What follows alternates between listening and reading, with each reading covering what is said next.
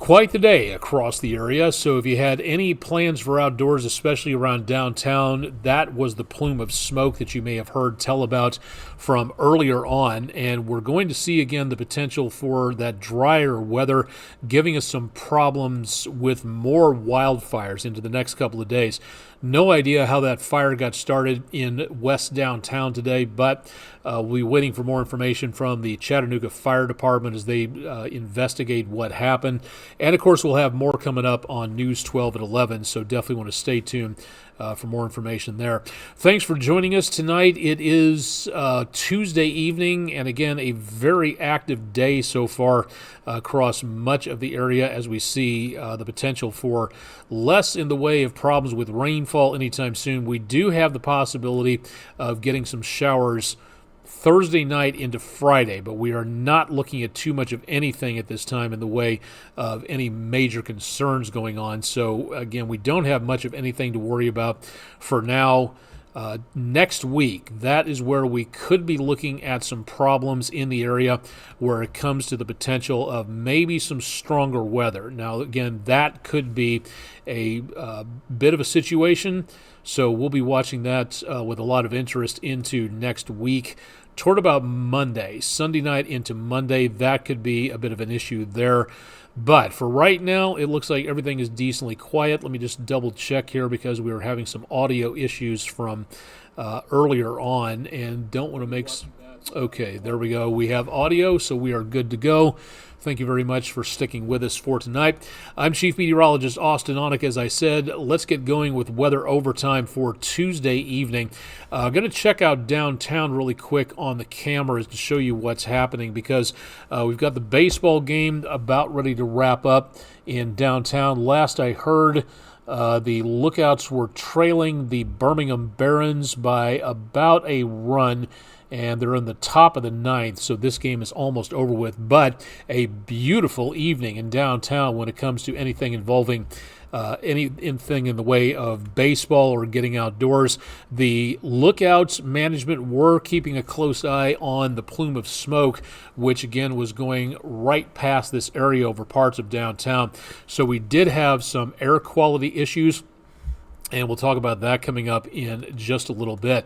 Temperatures right now at the airport, farther off to the east, Chattanooga's airport registering 68 degrees and winds out of the southwest. Very dry conditions, so that's going to leach a lot of the moisture out of the foliage out there, and that's going to increase our potential for wildfire. We don't have any watches, warnings, or advisories in effect for that, but it is possible that we could see that coming up into the next several days. Air quality around downtown and otherwise not a problem around Hamilton County, but if you take a look down toward north central Georgia, western North Carolina, north of the viewing area, right up around I-40 toward the Cumberland Plateau, that is the worst of the worst. We're not talking about huge problems for right now. It looks like just about a moderate problem leaning toward unhealthy up into around the Crossville area. We don't see anything, again, happening here in the way of major concerns with air quality, but earlier on today it was a little bit lower. The biggest plume of smoke being detected by the visible infrared satellite system is down into east central Alabama.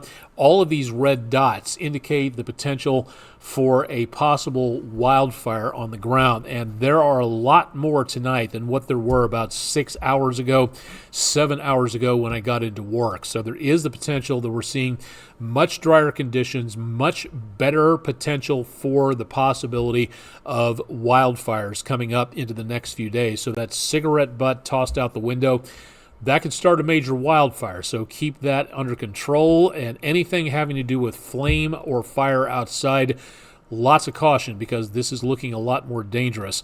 Now, we did see, again, some improvement. We did have almost a moderate to unhealthy level of possibilities of air quality in the area. That got up to about the 110, 115 degree range in downtown. As of this evening, about the last reading we had about an hour ago, give or take, was about 46. So that is in the green.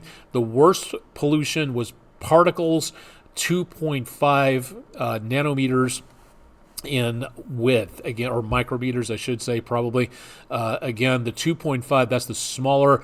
What you get picking up at the 10 micrometers is the potential for dust from construction areas, farming, logging, forestry type activities. What you get from the very small particles, these can cause the most damage and the most lung irritations in that smaller category. This was much higher earlier, but now it is back to where we should be at this time of the night. Might see some fluctuations overnight as we get into Wednesday morning, but we did manage to see a decent amount of smoke over downtown, and portions of the area were picking that up. Good website to check out here. Well, a couple of good websites to take a look at. This is from AQICN.org. If you'd like to check this out for yourself, this is a very good website taking a look at the air quality meters across much of the area. We've got some right along the Tennessee River, one out in Collegedale, close to the Appleton area, and then downtown managed to pick up quite a few, and a couple of these went again into the about 100 plus range. So we were into the code orange, almost code red territory earlier from that plume of smoke that moved off to the east-northeast. As of right now, the air quality in the area is much better than what it used to be. Also have to say thank you to Hamilton County 911. They've got a great website taking a look at all the information that comes in from incidents across Hamilton County, dispatched from the Hamilton County 911 Center. This is a great website. We featured this on our special coverage earlier on today. And again, you can see by color coding and letters where the current fire information is.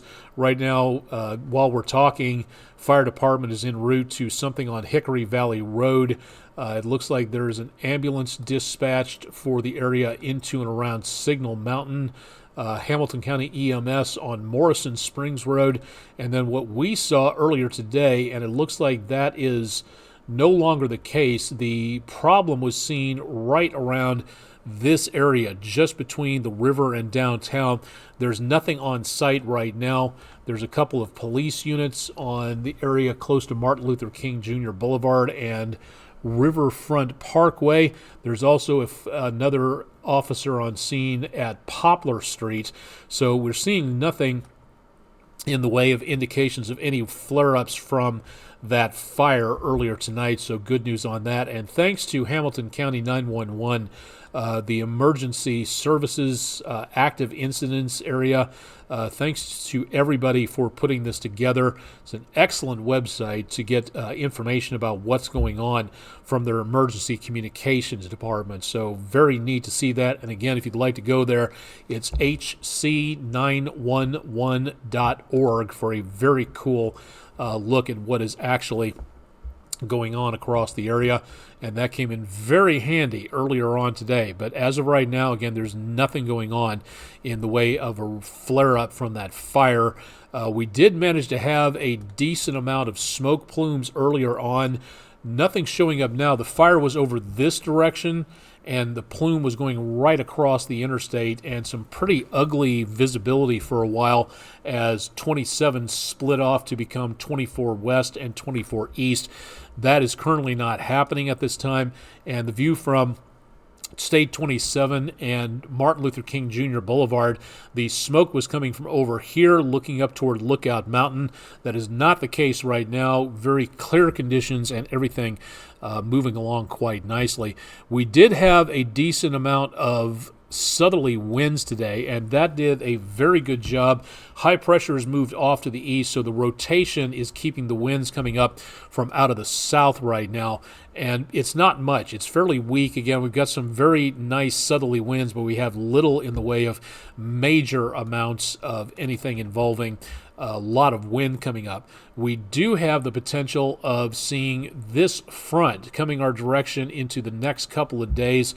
It will be dropping our way, but as you can see for right now, there's really not that much going on. Southerly winds transporting some moisture up toward the front, but as this makes its way across the area, I doubt we'll see much more than just the possibility of cloud cover out there. There will be a new area of low pressure developing on the backside of this system, and that, as it gets closer to us on Thursday and Friday, will give us the best potential for some rainfall. Now, all the way out into the Gulf of Alaska, that is our next storm system as we get into next week. It's going to take the rest of the week, the weekend, and into next week before it crosses the country and gives us the potential of some more stronger weather. I don't think we're looking at severe weather, at least just yet, but we've got several more days before that system gets closer to us. So as the days get shorter, closer to that event next week, the last few days of April, that is where we may see some possible problems. But for right now, there's nothing showing up in the way, excuse me, of problems. Beg your pardon. Hate it when I do that. Unfortunately, the pollen is giving me problems, and I'm on a new diabetes medication, so that's making it a little dry and dusty in the pipes for tonight. The computer models tomorrow, as that front gets closer to us, when it's really, really dry and there's not much moisture available right along that front, the computer models get a little bit over-eager to get more potential for rain in the area. So I really, really, really doubt that we're going to see anything in the way of rain as this front gets a little bit closer to us. I think clouds mixed with sunshine on Wednesday and some very nice temperatures, probably back in the 70s once again. Now that front heads down to the south of us, giving us a bit of more sunshine coming up on Thursday, at least in the morning. More clouds into the afternoon, very mild conditions there. And then that next system begins to evolve back to our west. I think Thursday night into Friday morning, that is where we may see some showers coming our direction. Again, not a great amount, but possible, and no thunderstorms detected there. By Friday afternoon, we may see even more activity, but it really doesn't look like a lot coming our way, so good news there. Now, by Saturday, we kind of clear things out, at least where the rain is concerned. Too dry, not enough energy in the atmosphere to give us any problems. But Saturday looks like sort of a cloud-sun mixture, probably heavier on the clouds and the sunshine coming up, and that will be our best potential of getting into some more problems out there. So again, for outdoor activities, that is where we may see the potential for more in the way of chances of rain coming up into the weekend. That's going to be the best potential out there, I think, for now. But it's going to be next week that we see the possible problem for anything involving heavier weather out there.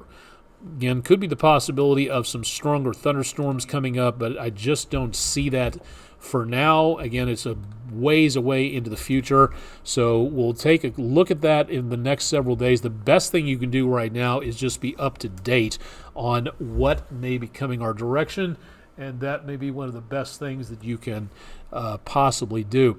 Got an interesting view here on our 7-day forecast. Let's see if this shows up here.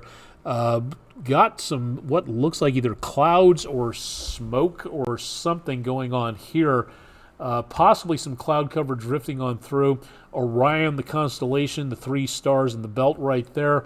Not too sure what this is at this point. Looks like probably just clouds going on through, drifting through the area.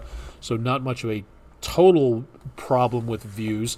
There's our chance of rainfall coming up on Thursday into Friday. It's not much. Again, late night Thursday, Friday, that's about it. Temperatures will be milder over the next few days, getting into the 80s through the weekend. And then as we go towards Sunday, some rain showers possible. Thunderstorms potential on Monday. That's where we look at the greatest potential going on there. And then maybe some showers lingering into about Tuesday as we see some very mild conditions happening across much of the region. That will hopefully tamp down the chances of anything involving fire out there. Some wildfire danger, that is something we really need to watch out for, especially at this time of the year. Now, the good news is as we go toward May, we're going out of severe weather season for this particular area. We start getting into about May through about, give or take, late October, early November. That is where we hit the summer doldrums, to where we get little, if anything, unless the conditions are just right, to the tumblers in the lock give us the potential of severe weather if everything hits at the right time and the right frequency and the right amount of energy and moisture and everything else. But for right now, I think what we're going to be getting is some much quieter months coming up into the next several days and weeks. It's still possible to get severe weather. Don't get me wrong about that, but we do need to be prepared for it. And as of right now, I think things are hopefully quieting down. We'll keep our eyes on that, so keep it tuned to News 12, and we'll let you know more about what is heading our direction.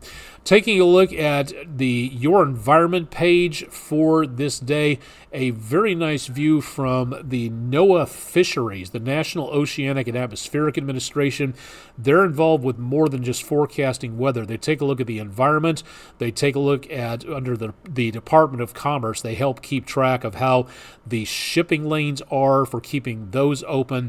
They take a look at coastal and tidal estuaries, to where a lot of aquatic animals have their eggs and their habitats. They also take a look at the health of fisheries up and down the East Coast and all over the United States. So this was a nice little thing for them to do, talking about how you can celebrate Earth Week and how commercial fishermen are helping to tackle the hashtag of marine pollution, one balloon at a time. You get these balloons, they're very cheap. You fill them with helium, you release them at a party or some sort of celebration or a remembrance ceremony, and they go off, and it's a nice little tribute. But what happens to that balloon after you release it? Well, if they're Mylar, they can take hundreds of years to break down and dissolve or decompose, but then all you've got left over is plastic pollution in the form of microplastics, which get into the fish we eat, which get into our bloodstream, which get into our water supply, which get into A, B, C, D, Q. There's evidence that plastics are running around in our brain of a microscopic nature. That is not healthy. That is definitely not a good thing. So if you want to combat marine debris, the best, and marine pollution, think about other ways of celebrating without the balloons. Not to mention the fact that these things, as if they drift into the ocean, jellyfish are similarly shaped to some of this pollution as those balloons land in the water, and sea turtles eat and choke on these. So if you want to do the environment a favor, find another way to celebrate without buying balloons, because these things, if you launch them out there, they just become pollution in someone else's tree, someone else's yard, someone else's roof, someone else's gutter, whatever. And then you also see again the potential of a lot of pollution that can be deadly for marine life. If you'd like to find out more, NOAA Fisheries are a great place to start, or NOAA.gov, NOAA.gov. You can also find out more by going to my social media pages. I'm out there every place except for Facebook. When they're going to let me back in again, I don't know, but all of my identification is apparently not good enough for them. So as of right now, that would be nice to be back on there, but I can't. In the meantime, you'll find me out there someplace, so please drop by and take a look. So for tonight, it was perfect for baseball. Into tomorrow, things are looking very nice indeed, as we see tomorrow the winds out of the north on Wednesday, and that means any pop flies at AT&T Field might be blown back toward the infield a little bit. Very mild, very sunny starting things off. A bit on the cooler side toward the seventh inning stretch as the hometown Lookouts take on the Birmingham Barons, but otherwise it looks like a beautiful evening for anything involving baseball in downtown. First pitch at 7:15 p.m. at AT&T Field, just south of the Tennessee River in downtown Chattanooga. So drop on by and take a look around, and hopefully, again, we'll get some good news. Haven't checked in on the scoreboard yet. Hopefully the Lookouts were able to make up that last run and tie or hopefully win against the Birmingham Barons. So hopefully some good news on that. Rick Nyman will have more on sports coming up here later on tonight. I think that should just about do it. Let me check one more thing. I believe for tomorrow, cloud-sun mixture, very much on the mild side. Temperatures very close to normal for the bus stop Wednesday forecast. Chilly in the morning, but not as frosty as yesterday. nothing in the way of frost advisories out there, so that is definitely some good news. Looking at no problems at all out there. Let's do one more. Let's get the almanac in here and show you 75 the high, 41 the low temperature, very close to where we should be on the highs, about 15 degrees or so below the record, which was last set back in 1925. 41 the low temperature, record low 34 set back in 1982. Well behind for the month of April and for 2024, so we could definitely use some more rainfall out there. Almost forgot. Yes, let's do this. Our Langley Roofing weather window picture of the day. Yesterday, Gary Creators from, I believe, around Ringgold. Thank you very much for your submission of a beautiful eclipse picture from last week, Monday.